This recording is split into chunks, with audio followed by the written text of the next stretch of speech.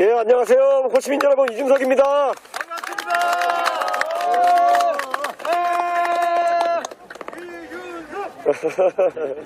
예, 잠깐. 제가 이렇게 목포에 와보니 벌써 한 2주가 된 것 같습니다. 저희가 신안의 섬들을 돌기 위해 가지고 이 목포에 내려서 앞회로 떠났던 그 순간이 생각납니다. 정치를 하면서 저도 이제 10년 정도 선거를 치르다 보니까 경험이 좀 생겼습니다. 근데 지금까지도 항상 설레면서도 두려운 순간이 있다면은 새로운 것을 시도할 때입니다. 저희 국민의힘이라는 정당이 지난 한 9년 동안은 하지 않았던 일들을 하고 있습니다. 젊은 사람들이 지지층이 될 수 있다는 생각에 젊은 사람들이 관심을 갖는 이야기를 정당에서 다루기 시작했습니다. 이것에는 상당한 용기가 필요했습니다. 그동안 국민의힘이 항상 이념에 치우쳐가지고 누군가를 때로는 빨갱이라고 묘사하기도 했던 것이 사실이고, 또 지역을 나누어가지고 때로는 호남을 제외한 다른 지역에 혜택을 줌으로써 고립시켰던 적도 있는 것이 사실입니다.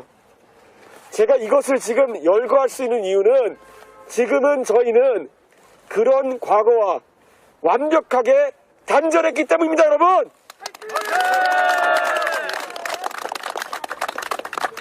선거가 다가오게 되면은 정치인들은 중간고사나 기말고사를 보는 것 이상으로 긴장합니다. 그러다 보면은 가장 익숙한 것을 하게 되고, 그 익숙한 것을 하다 보면은 과거의 구태에서 벗어나지 못하는 경우가 다반사였습니다. 그런데 이번 대통령 선거를 앞두고 저와 우리 윤석열 후보가 공감한 게 있다면은 이제는 우리는 다른 모습을 보여줘야 된다. 그렇기 때문에 우리 윤석열 후보, 지금까지 후보가 된 다음에 벌써 5번, 6번 호남을 다녀갔습니다. 알고 계시죠? 네. 이렇게 저희가 행동하고 변화를 가져오면은 과거의 방식에 익숙하신 분들은 또 다른 말씀을 하십니다. 혹시 이것이 지금까지 국민의힘을 전통적으로 지지해왔던 영남을 홀대하는 것이 아니냐고. 그런데 저는 단언코 말씀드립니다. 저희 국민의힘이 지난 40여 년의 세월 동안 호남에 못했던 것이, 부족했던 것이 많기 때문에 저는 이번 선거가 끝나고도, 다음 지방선거가 끝나고도 지금보다 더 열심히 호남을 잡겠습니다. 그래야 되는 거 아닙니까, 여러분?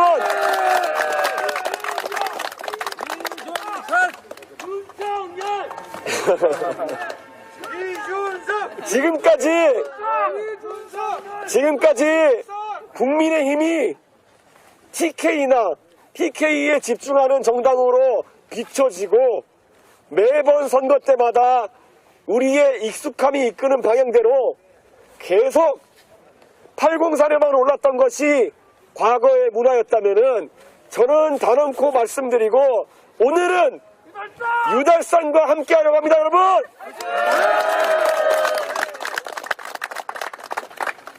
제가 올 정초에 정말 한 번도 가보지 않았던 무등산을 올랐습니다. 그런데 무등산을 오르는 날 마침 눈이 내렸습니다.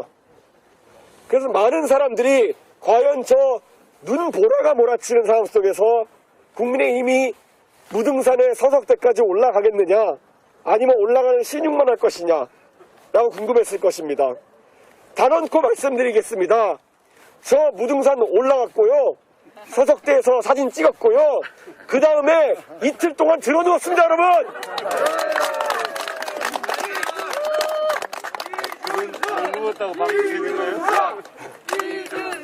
이번에 만약에 여러분께서 저희가 노력하는 것에 대해서 조금만이라도 다가오는 두 선거에서 관심을 보여주신다면은 저는 단언코 약속드리겠습니다. 이번 여름에는 제가 여러분의 성원에 보답하기 위해 가지고 언젠가 유달산에 같이 올라가려는데 같이 해주시겠습니까, 여러분? 네.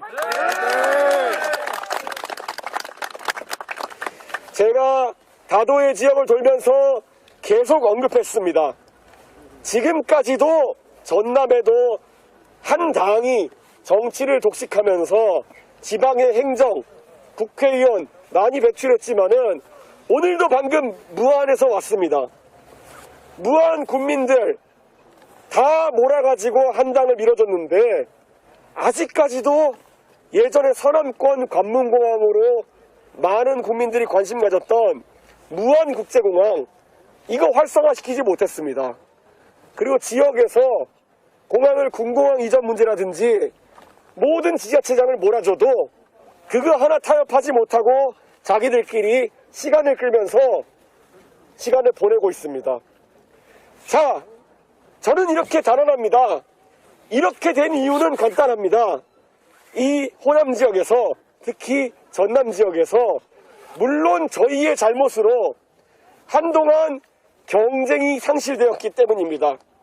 저는 앞으로 이 호남 지역에서도 특히 전남 서부권에서도 경쟁이 다시 살아났으면 좋겠습니다. 이 경쟁이라는 것이 정말 무의미한 경쟁이 아니라 모두가 다 같이 이 목포의 발전을 위해 가지고 아이디어를 짜내고 제가 목포에 오는 것이 만약에 민주당을 조금이라도 떨리게 한다면은 민주당 대표도 자주 찾아오게 만들고 그것이 바로 경쟁을 통해서 지역사회가 발전하는 그런 방법 아닙니까, 여러분?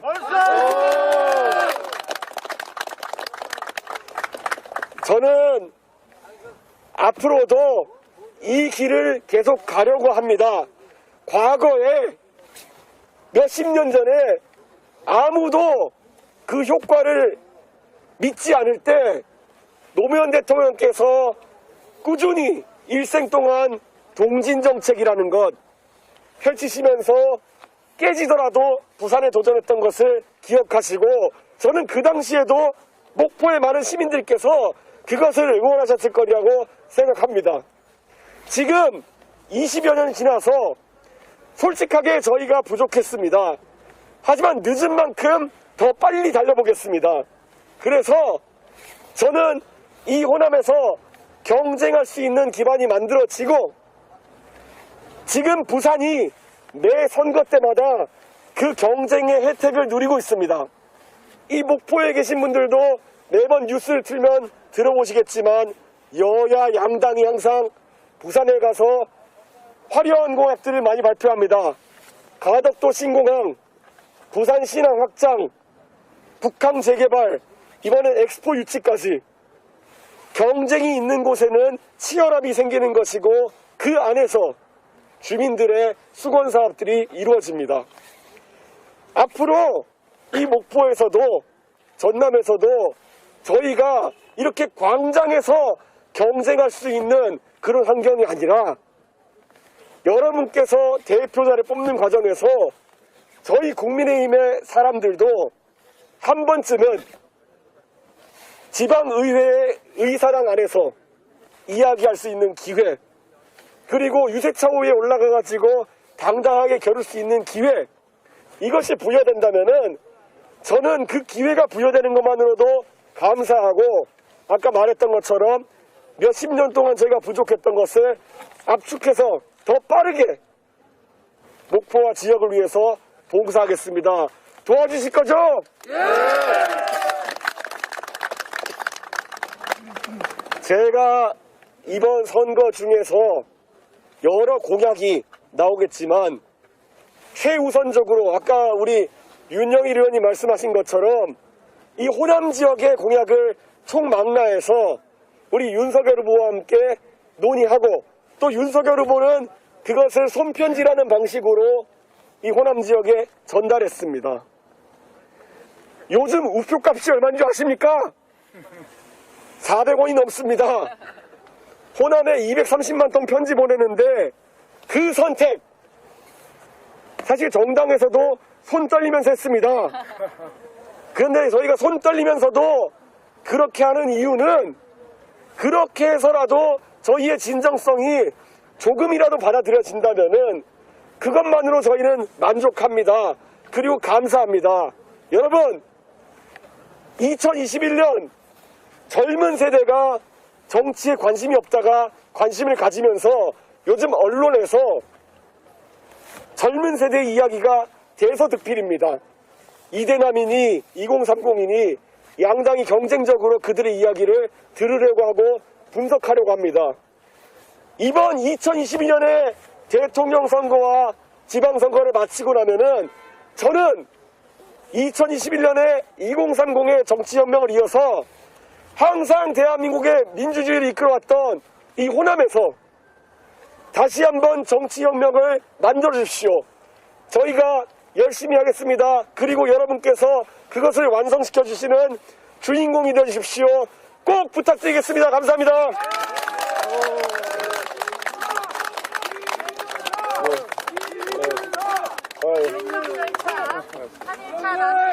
대통령 이준석!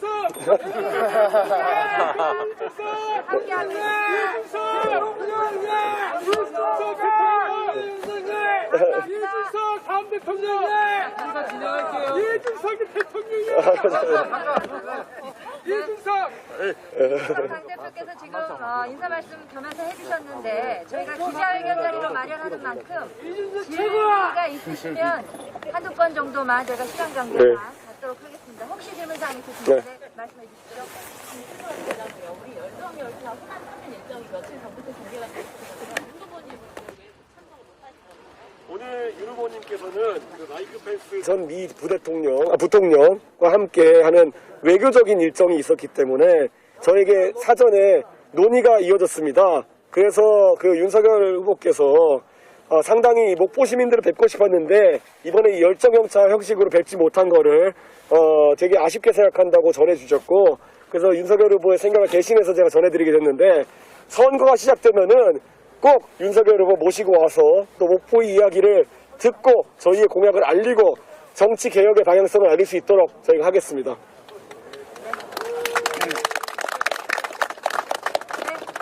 네, 오늘 이제 종착역까지 도착하셨으니까 좀 종합적으로 여쭙지 않을 수 없는데 이제 3일 동안 13개 역에 정차하면서 지금 556km 좀 달려오셨는데요.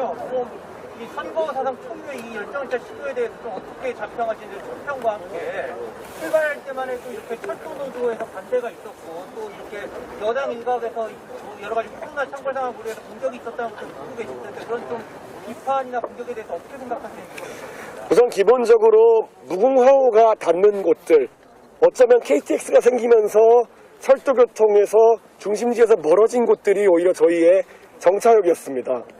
원래 기본적으로 선거의 논리대로라면은 많은 유권자가 사는 대도시 위주로 가가지고 찾아뵙게 되고, 그러다 보면 오히려 정책의 지원이 가장 많이 필요한 중소도시는 소외되는 일이 많이 발생했습니다. 그래서 우리 후보께 제가 바로 우리의 선거의 타겟은 정말 정책적으로 도움이 필요한 중소도시의 시민들이고, 그래서 무궁화호가 정차하는 무궁화호 정차역 위주로 가서 저희가 이 정책을 알려야 된다 이렇게 말씀드렸고, 후보도 생각이 비슷했습니다.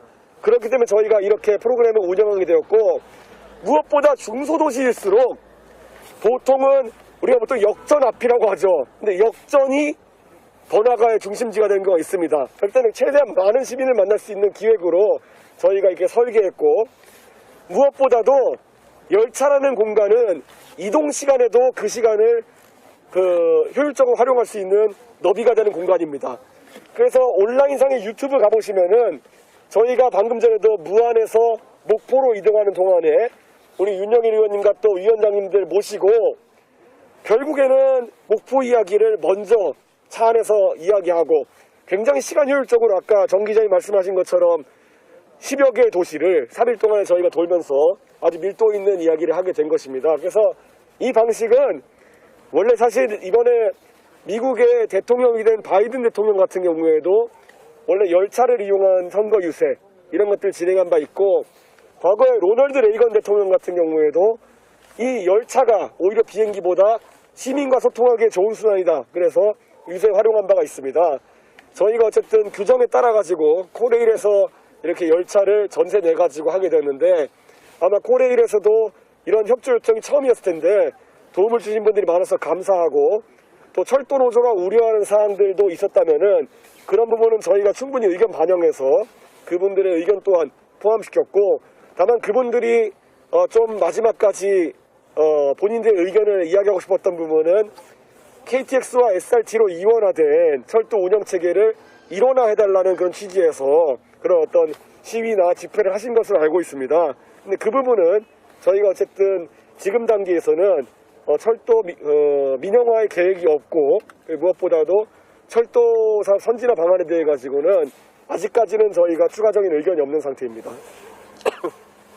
네, 또 혹시 질문? 이 정도로 마무리하겠습니다. 네. 지역 질문 하나만 더 하겠습니다. 네.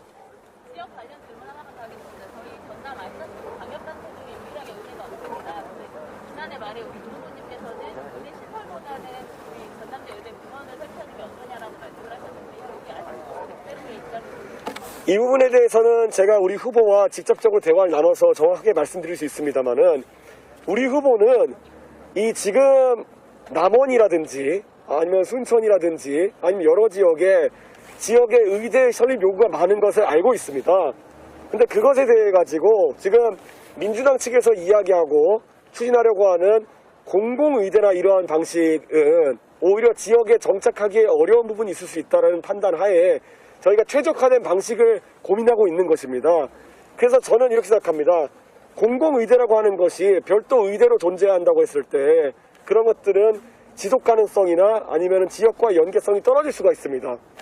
가장 대표적으로 물론 선의로 지역에서 공대를 훌륭하게 구축하기 위해서 나주의 한전공대 같은 것들도 추진했지만은 한전공대가 입학을 앞두고 있는 시점에 나주에 가보시면 아마 시민들 걱정이 많으실 겁니다.